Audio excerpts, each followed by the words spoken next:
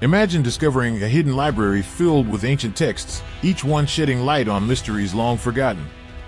Now, what if I told you that such texts exist and are linked to the Bible? We're diving into the world of the lost books of the Bible, a collection of writings that didn't make the final cut. But why? What secrets do they hold? Could they change how we understand the most famous book in history? Get ready to explore the untold stories, the intriguing mysteries, and the age-old questions that scholars and theologians have debated for centuries. Are you curious yet? Let's unravel the enigma together. The term lost books of the Bible refers to a collection of ancient texts that, for various reasons, were not included in the canonical Bible as we know it today. These texts range from Gospels and epistles to apocalyptic literature and wisdom literature. They are often categorized as apocryphal or pseudepigraphal, meaning they were either excluded from the canon due to doubts about their authenticity or authorship, or they were written in the names of famous biblical figures but not actually penned by them. The reasons for their exclusion are multifaceted and include theological disagreements, questions of authorship, and inconsistencies with the accepted teachings of the early Christian church. Historically, the process of canonization was complex and spanned several centuries. Early Christian communities held various texts dear, often influenced by regional and doctrinal differences. For instance, some communities may have revered the Gospel of Thomas, while others relied solely on the four canonical Gospels, Matthew, Mark, Luke, and John. The fluidity of these early collections highlights the diversity of early Christian thought and practice. Additionally, Jewish texts such as the Book of Enoch or the Psalms of Solomon were not included in the Hebrew Bible but found a home in some Christian circles, further complicating the process. The cultural and historical context of these texts is also significant. Many of the so-called lost books were written during periods of great turmoil and transition within the Jewish and early Christian communities. For example, the apocalyptic literature often reflects a community under duress, whether from Roman persecution or internal theological strife. Understanding these texts requires an appreciation of the historical moment in which they were written, as well as the specific communities that found them meaningful. The criteria for determining which books would be included in the Bible were established over time and involved a series of ecclesiastical councils and debates among religious leaders. One of the primary criteria was apostolic authorship or connection. Texts believed to have been written by the apostles or their close associates were given higher consideration. This criterion was crucial in establishing the authority and authenticity of the texts, as the apostles were considered the primary witnesses to the life and teachings of Jesus Christ. Another important criterion was orthodoxy, or alignment with the accepted doctrines and teachings of the early church. Texts that contained teachings or narratives inconsistent with established Christian beliefs were often excluded. For example, the Gospel of Thomas, which includes many sayings attributed to Jesus but lacks a coherent narrative structure, was deemed heretical by many early church leaders due to its Gnostic overtones. Similarly, texts that contradicted the canonical Gospels or introduced theological concepts considered unorthodox were often left out of the canon. The Councils of Hippo, 393 AD, Carthage, 397 AD, and Nicaea, 325 AD, played pivotal roles in the formation of the biblical canon. These councils brought together bishops and theologians from various Christian communities to debate and decide on the official list of sacred texts. The decisions made at these councils were influenced by theological, political, and practical considerations. For instance, the Council of Nicaea, convened by Emperor Constantine, aimed to achieve a unified Christian doctrine to stabilize the Roman Empire. These councils did not create the canon in a vacuum but rather formalized a process that had been ongoing for centuries, influenced by the needs and beliefs of early Christian communities. Among the numerous texts often referred to as lost or apocryphal, some of the most well-known include the Gospel of Thomas, the Book of Enoch, and the Gospel of Mary. The Gospel of Thomas is a collection of 114 sayings attributed to Jesus, some of which parallel those found in the canonical Gospels, while others are unique and reflect Gnostic themes. This text provides a different perspective on Jesus' teachings, emphasizing direct, personal knowledge of the divine rather than the communal and sacramental focus of Orthodox Christianity. The Book of Enoch is another fascinating text that was highly regarded in some early Christian and Jewish circles. It is an ancient Jewish apocalyptic work attributed to Enoch, the great-grandfather of Noah. The book includes detailed accounts of Enoch's visions, the nature of the cosmos, the fate of the wicked, and the coming of a messianic kingdom.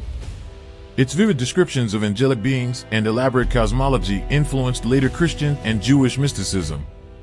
Despite its initial popularity, it was excluded from the Hebrew Bible and later the Christian Old Testament, although it remains part of the Ethiopian Orthodox Church's canon. The Gospel of Mary, attributed to Mary Magdalene, offers a unique perspective on early Christian teachings and the role of women in the early church. This text presents Mary as a prominent disciple who receives special revelations from Jesus. It also includes debates among the disciples about the legitimacy of her teachings. The Gospel of Mary challenges traditional narratives by emphasizing the spiritual authority of a female disciple and suggesting a more egalitarian approach to spiritual leadership. While it was not included in the canonical New Testament, it provides valuable insights into the diversity of early Christian thought and the contested role of women in the church. Significant archaeological discoveries have shed light on the so-called lost books of the Bible, offering new perspectives on their origins and contents. One of the most remarkable discoveries was the Dead Sea Scrolls, found in the Qumran caves near the Dead Sea in the 1940s and 1950s. These ancient manuscripts include copies of biblical texts, apocryphal works, and sectarian writings of the Jewish community that inhabited the area. The Dead Sea Scrolls have provided invaluable insights into the textual transmission of the Hebrew Bible and the diversity of Jewish religious thought during the Second Temple period. Another pivotal discovery was the Nag Hammadi Library, unearthed in Egypt in 1945. This collection of Gnostic texts includes the Gospel of Thomas, the Gospel of Philip, and the Gospel of Truth, among others. These texts offer a window into early Christian Gnosticism, a movement that emphasized esoteric knowledge and spiritual enlightenment. The Nag Hammadi Library has significantly expanded our understanding of early Christian diversity and the theological debates that shaped the development of Orthodox Christianity. The impact of these discoveries on biblical scholarship and our understanding of early Christianity and Judaism cannot be overstated. These manuscripts have challenged traditional notions of a monolithic early Christian or Jewish orthodoxy by revealing a rich tapestry of beliefs and practices. They have also prompted reevaluations of the canonical texts, highlighting the complex process of canon formation and the interplay between accepted and marginalized voices in religious history. When we delve into the so-called lost books of the Bible, it's essential to consider their theological and cultural significance. These texts, while not included in the canonical Bible, offer invaluable insights into the early Christian and Jewish communities that produced and valued them. They reflect a diversity of beliefs, practices, and theological perspectives that were present in the formative years of these religious traditions. Theologically, these texts often present alternative views of key doctrinal issues. For instance, the Gospel of Thomas emphasizes direct, personal knowledge of the divine, a concept known as gnosis, contrasting with the communal and sacramental focus of Orthodox Christianity. This highlights the existence of different theological streams within early Christianity, some of which were later deemed heretical by the emerging Orthodox Church. Similarly, the Book of Enoch provides an elaborate cosmology and angelology that influenced later Jewish and Christian mystical traditions.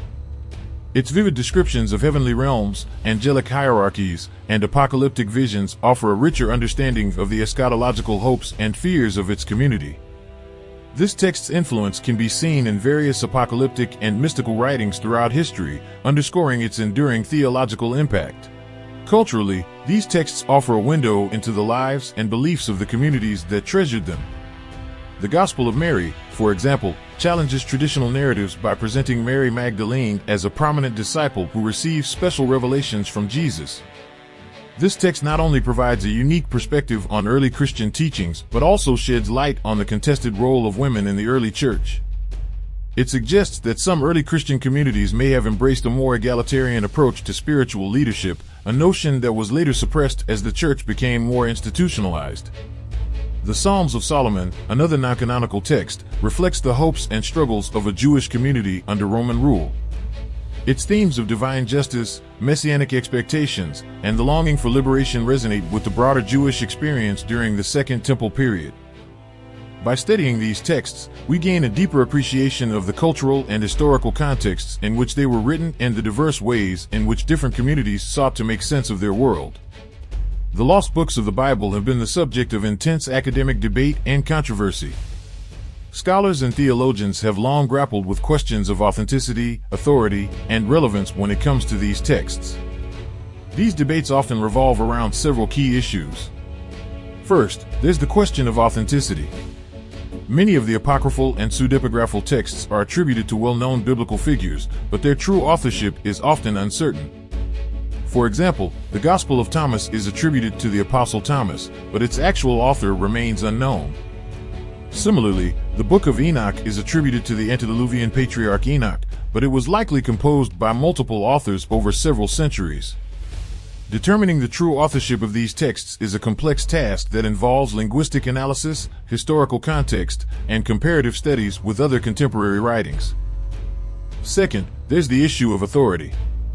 The canonical texts of the Bible are considered authoritative and inspired by many religious traditions, but the status of the lost books is more ambiguous.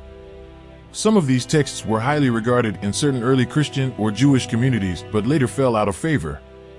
The process of canonization involved complex theological, political, and social factors, and the exclusion of certain texts often reflects the dynamics of power and doctrinal disputes within the early church. Understanding why certain texts were excluded requires a nuanced appreciation of these broader historical and theological contexts. Third, there's the question of relevance. While the canonical Bible remains the primary religious text for many believers, the lost books offer valuable insights into the diversity of early religious thought and practice. They provide alternative perspectives on key theological issues, shed light on the lives and beliefs of marginalized communities, and enrich our understanding of the historical development of Judaism and Christianity. Scholars continue to debate the relevance of these texts for contemporary religious practice and theological reflection, with some advocating for their reintegration into the broader canon of religious literature. Modern perspectives on these texts are varied. Some scholars view them as essential for understanding the full spectrum of early Jewish and Christian thought. Others are more cautious, emphasizing the need for critical analysis and contextualization. Regardless of one's stance, it's clear that the lost books of the Bible continue to provoke thought and debate, challenging us to reconsider our assumptions about religious history and the formation of sacred texts. The study of the lost books of the Bible is an ongoing and dynamic field of inquiry. New discoveries, advances in technology, and evolving scholarly perspectives continue to shape our understanding of these texts and their significance. For example, advancements in digital imaging and analysis have allowed scholars to examine ancient manuscripts with unprecedented detail, revealing previously hidden aspects of these texts. Collaborative efforts among scholars from diverse disciplines, including theology, history, archaeology, and linguistics, are fostering a more holistic and interdisciplinary approach to the study of these fascinating writings. Moreover, contemporary interest in these texts is not limited to academic circles. Many religious communities and individuals are also exploring the lost books as part of their spiritual journey. These texts offer fresh perspectives and new insights that can enrich one's faith and understanding of religious traditions. While the canonical Bible remains central to many believers, the lost books provide an additional layer of depth and complexity, inviting readers to engage with the rich tapestry of religious literature that has shaped human history. In conclusion, the lost books of the Bible represent a diverse and intriguing collection of ancient texts that were excluded from the canonical Bible for various reasons. Their study offers a window into the theological, cultural, and historical contexts of early Jewish and Christian communities, revealing a rich diversity of beliefs and practices. The ongoing scholarly debates and controversies surrounding these texts underscore their complexity and significance, challenging us to continually reevaluate our understanding of religious history and the formation of sacred texts. Whether viewed as historical curiosities, theological resources, or spiritual guides, the lost books of the Bible remain a captivating and valuable subject of exploration. And as we unravel these mysteries, one can't help but wonder, what other secrets lie hidden in the sands of time? Could there be more lost books out there, waiting to be discovered, that might change everything we think we know about the Bible? Imagine the thrill of stumbling upon a text that answers age-old questions or introduces entirely new ones.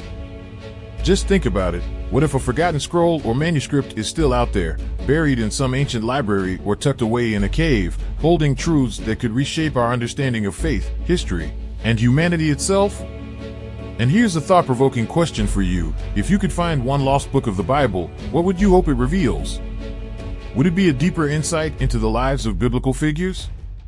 Or perhaps a hidden prophecy that speaks to our times? Drop your thoughts in the comments below. We're dying to hear what you think. Oh, and before you go, consider this. What if the lost books of the Bible were never lost at all, but intentionally hidden? What could be the reason for that? Were they too controversial, too radical, or perhaps too enlightening for the time they were written in? So many questions, so many mysteries. And that's what makes the journey so exhilarating, right? If you've enjoyed this dive into the enigmatic world of the lost books of the Bible, don't forget to hit that like button and share this video with fellow seekers of truth. And hey, if you're as intrigued as we are, make sure to subscribe and ring that bell icon so you won't miss any future explorations into the curious and mysterious corners of biblical history. Until next time, fellow adventurers, keep questioning, keep exploring, and remember, the past holds more than we can ever imagine. Stay epic.